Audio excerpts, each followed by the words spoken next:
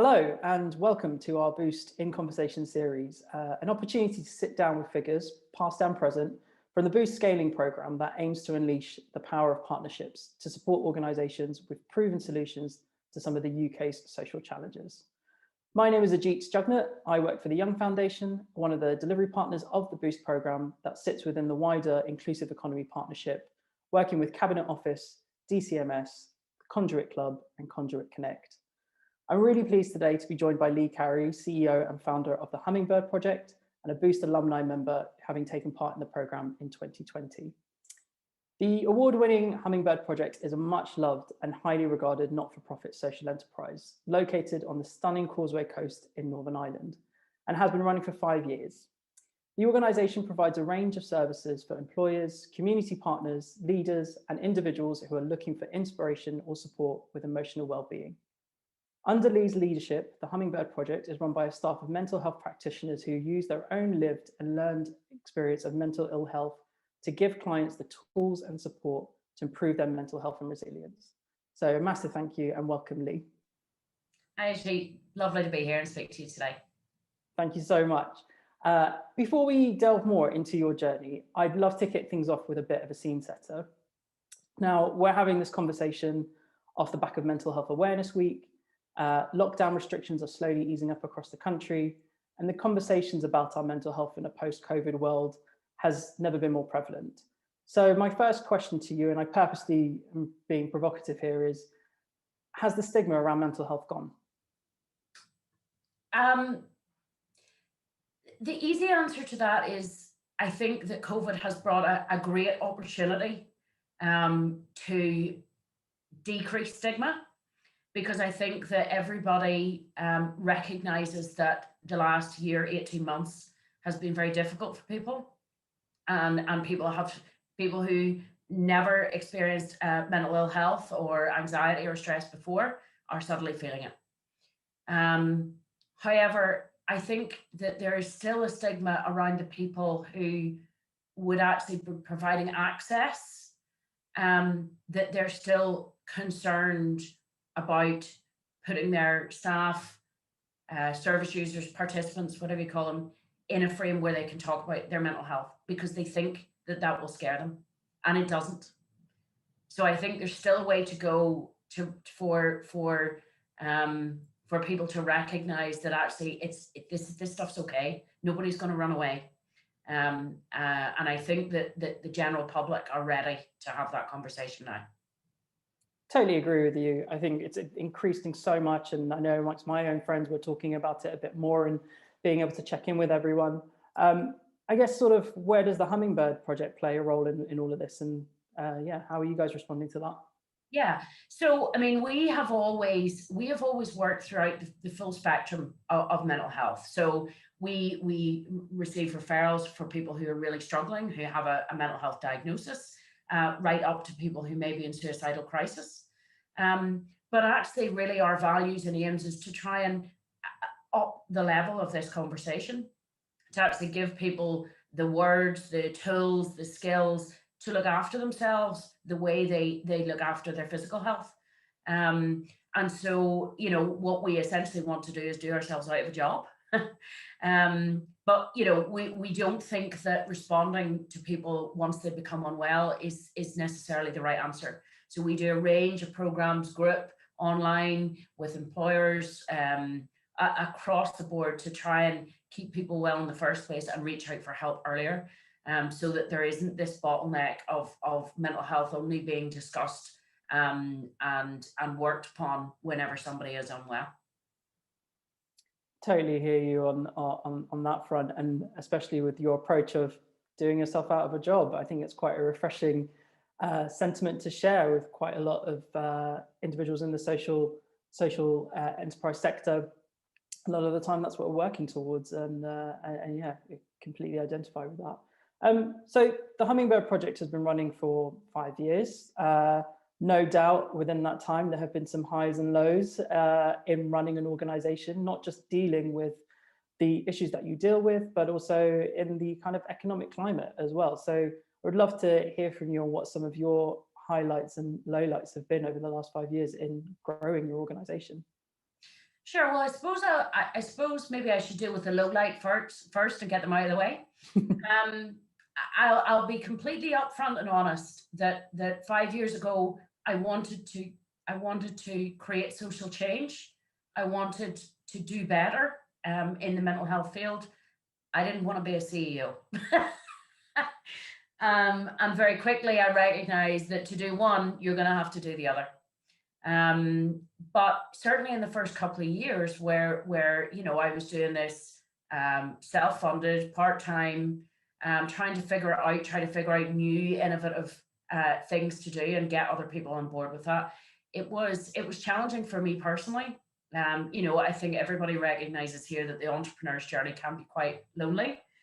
And certainly when I felt that I could make a change in my subject matter, but didn't have the business experience of running a business before, I found that very challenging. And yet I knew that I had to just gain those skills, which is why, programs like Boost and all the other kind of amplifier programs that I've been a part of has been such a huge, such a huge support to me on that personal journey.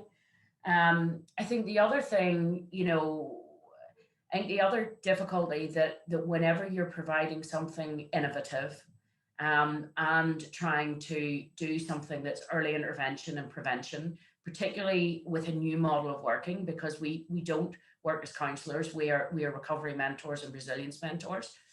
I think the difficulty in those first 5 years is going to funders or to commissioners and trying to persuade them that change is good. It's really interesting, I think, because they recognize that that things like mental health is as a theme is faltering and it's important, but then they get into that safe mode. And so all those first 5 years was just about getting something, doing it really well, showing our impact, going back. But that was a bit of a slog, and I think that we're definitely getting there. That was difficult. So yeah, I suppose in terms of lowlights, that would be, those would be my two. Highlights, you'll be glad to hear a lot more of. So what we like to hear. Yeah, I suppose, there's kind of really tangible points where, 2 years in, we got our first office, which was just bizarre and funny. I got a phone call from our landlord the other day to say, just doing our 3-year review of the tenancy. I went,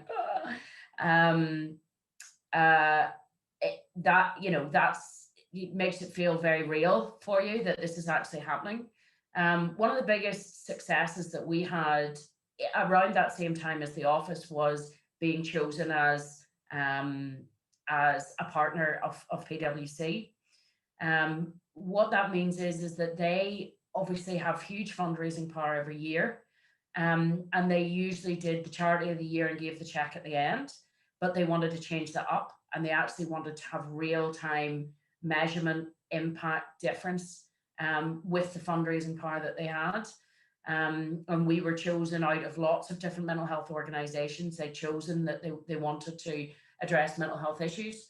And that was a real boost to us because they recognized that we wanted to do this differently and be accountable and be proactive and reactive and measurable and all those things. Because of the subject matter, it was really important to do that. And that, as I say, and when I look back to the size that we were at that time, I'm still not quite sure how we ended up in that position, but we did. And that is now, a bigger, better, long-term partnership that has really elevated our organization and our ability to create impact. I suppose the fact that we're still here after COVID, that first week was pretty scary because nobody knew what was going to happen. The only thing we knew was that we couldn't close because many of the people that relied on our services needed us the most. And so it was about adapting, pivoting, thriving, And luckily at that time, I think funders and people were really open, more open than they've ever been, to saying, right, what actually needs to happen here. And that was great to be able to garner our kind of strength and our passion to keep going and do what's right for the clients and be able to get through that. And I must say, as part of that, and probably because very much in part because of it, was being a part of the Boost program last year, because I think that as we had to adapt and pivot, being part of the Boost program was a huge support to us as we all figured out this new normal together.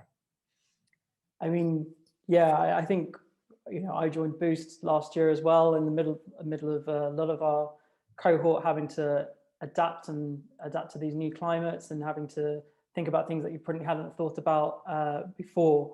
And it's a huge testament to organizations such as yourselves as to how you've been able to address that and kind of move with the times a little bit, and still be there at the end, which I think is just a huge testament to your leadership as well, of navigating that. But and a great tie-in as well with my next question, which is having taken part in Boost last year, what was the most beneficial aspect of being part of that program? Yeah, as I say, I think this would have happened anyway, but particularly in that atmosphere of change, it was the kind of supportive, learning, confidence environment, of being able to figure this stuff out in real time and getting the support of the what would have been there anyway, but we became so very relevant to all of us during that time. The different kind of training workshops and networking opportunities and all of that stuff. It was really important to be able to learn from all of the people that you guys have at your disposal through the Boost program, to be able to speak to like-minded individuals, funders, to be able to have that back and forward was really important for me at that time. Again, I think the beauty of Boost is the fact that it is inclusive. So you have that kind of government element, big business element, and ourselves, and being able to connect with big business, with government, which for a small organization like ourselves would never be possible, other than through Boost, and have them hear our voice as to what was happening on the ground, and be able to have that voice and be able to listen to what was happening, and then receive help, support, and opportunities from, I say, big organizations who wanted to support social impact. It allowed us to be able to get support with things like marketing. Even we were able to get, because the tech environment was ramping up, and we had obviously had to learn how to deliver online and all that stuff. We received several pieces of support from big business that we never would have had if it hadn't been for the Boost program. That's brilliant and great to hear. And hopefully for our new cohort of innovators who've joined us now in 2021, they hopefully have some similar type of journey. I mean, you mentioned obviously the biggest challenge for 2020, the C word, and having to adapt to that. And some might say that that's obviously quite a huge challenge to try and overcome. But what probably potentially is some of the challenges that remain for you as you continue to grow the organization? Yeah, I mean, I think, as I was saying kind of at the beginning around stigma, I think it's really interesting as we move out of lockdown and the restrictions that we have. We keep hearing from, I say, commissioners, funders, people, persons with responsibility in communities, that they recognise that this has probably had a big impact on people's mental health, and yet there's still this kind of slowness to how we engage early, and try and not just wait for people to become unwell, and I suppose it's that system change, we're still, we're hearing all the right noises about that. Oh yeah, we recognize we need to do something, and yet there's still that kind of, well, we'll have another meeting about this in 4 weeks. And that's frustrating for an organization like ourselves that genuinely can have much more impact and make much more difference in communities if we are not waiting for people to be referred because they're unwell.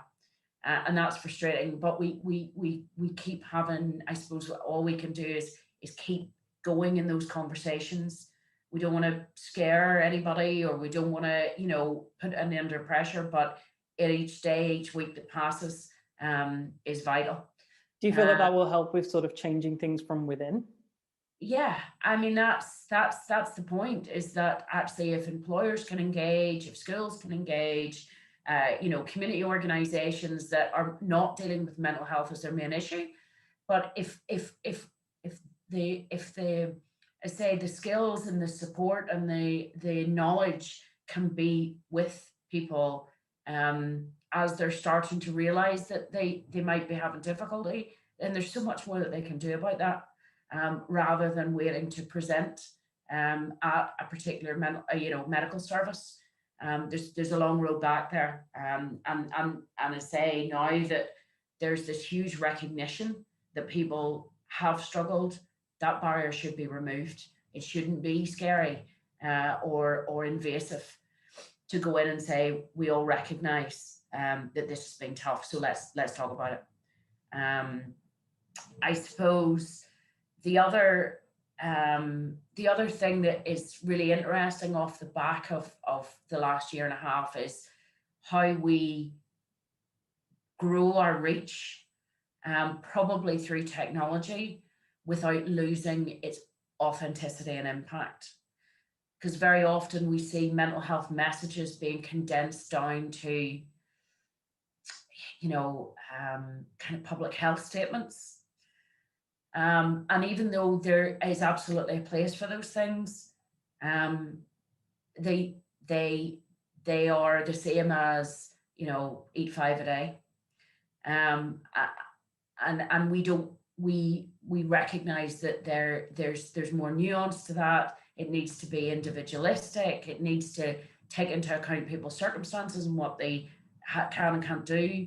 And so it's the challenge for us is to try and create access to that more conversational, person-centered approach, but to allow greater access to that, so that it's not us in a room with somebody all the time. Because is that also about sort of creating the safe environment as well for those discussions to occur, and how? Yeah, and I mean, we have done that. We, as part of our kind of pivoting last year, we created almost like a forum style, and a lot of employers brilliantly have used that as just a space for their staff to just talk about, how things have impacted them, and then also think about, well, what have I done to keep myself well?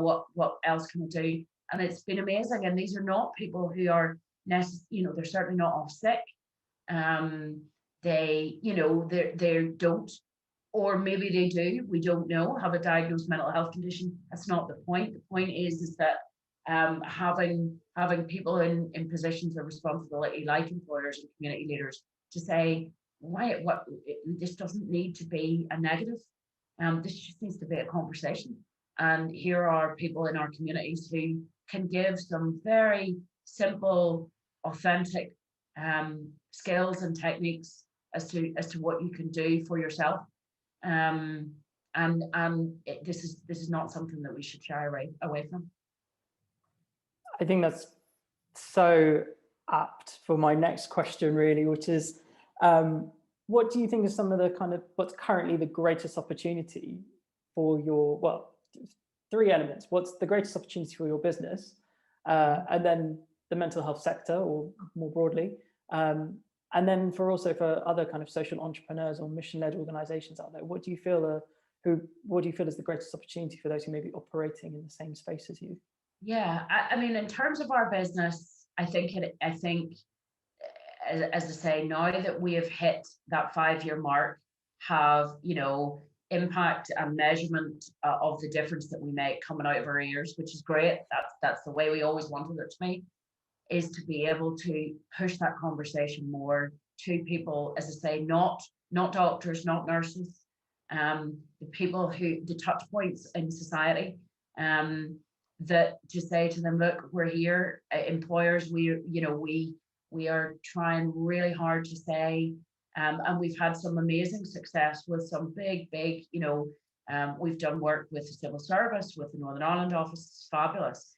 And it's just trying to garner that, let before everybody goes back to normal, let's take the opportunity to use this time to build our skills and and just open up this conversation more. So I feel that we're hopefully the opportunity here is for us to be able to reach people that wouldn't necessarily have prioritized emotional health for the people in their community. In terms of the sector, I think that mental health services, both from a medical perspective and community, it's time for us to look at how we create a better, earlier system to allow people to get the support that they need when they need it.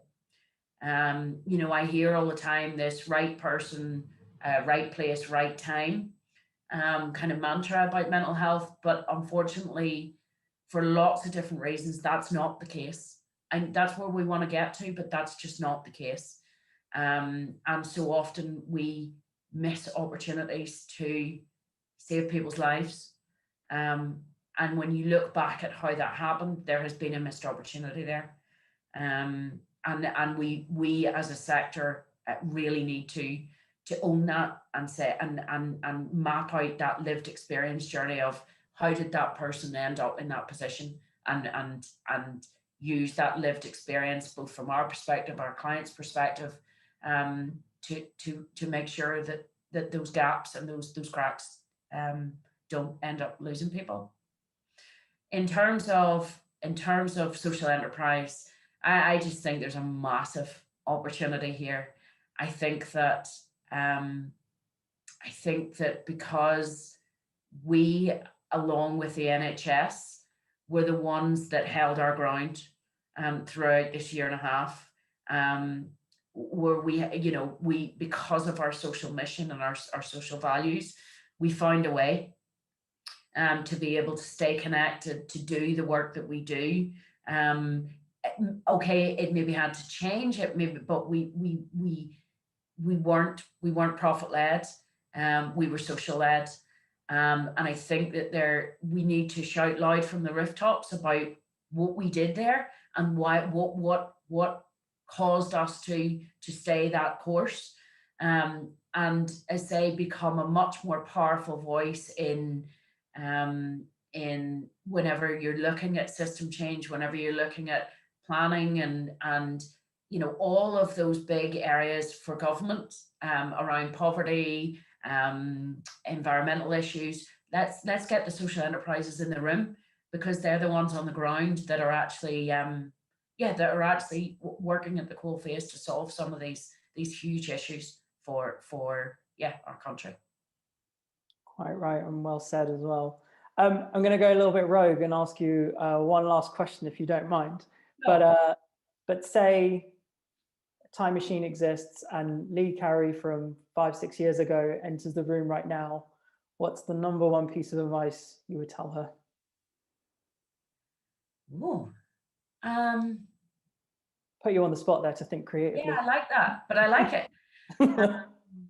It's going to be all right. Don't try not to overthink it. All of those extra hours that you fretted and worried and reorganized and actually didn't change the outcome. So stick with your gut, stick with the people that you trust. Never go off course in your mission. If you stick to what you know and what you care about and what you can make a difference with, it'll be all right. And that's absolutely brilliant advice for anybody else who's watching as well. So thank you so much, Leigh. That concludes our first In Conversation. A huge thanks to Leigh Carey for her time today. If you'd like to find out more about the work of the Hummingbird Project, then contact details for Leigh will be shared after this. For more information about the Boost scaling program and the organizations that we are working with, please visit www.inclusiveenconomypartnership.gov.uk/boost. And be sure to keep a lookout for our next event in our In Conversation series. But from Leigh and from myself, thank you.